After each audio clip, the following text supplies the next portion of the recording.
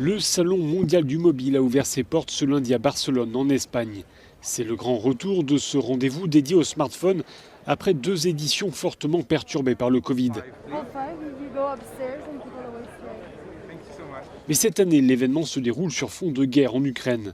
Les organisateurs ont d'ailleurs décidé de supprimer le pavillon dédié aux entreprises russes. Notre association, la GSMA, condamne fermement l'invasion de l'Ukraine par la Russie. Nous nous alignons sur les sanctions adoptées et c'est pour ça que le pavillon russe est fermé. En termes d'impact, je crains que toutes les économies soient touchées par cette guerre. Nous essayons d'avoir un rôle fédérateur. D'après les organisateurs, près de 1500 exposants sont présents à ce salon, notamment les grands noms du secteur, à l'exception du japonais Sony et du chinois Lenovo. L'autre géant chinois, Huawei, est lui bien présent, avec la volonté de faire bonne figure, en dépit des sanctions imposées par les États-Unis. Je pense que c'est incroyablement stimulant d'être de retour à ce salon du mobile après une si longue absence.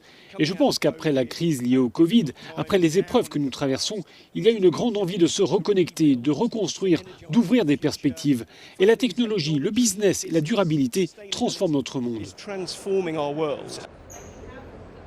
Ce salon est comme toujours l'occasion de présenter les derniers gadgets et les prouesses technologiques.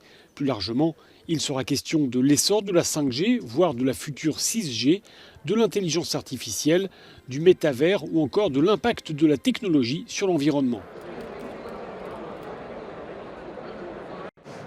Aujourd'hui, explique notre correspondante à Barcelone, tous les regards sont tournés vers cet espace au pavillon 5 qui devait servir pour le stand officiel russe.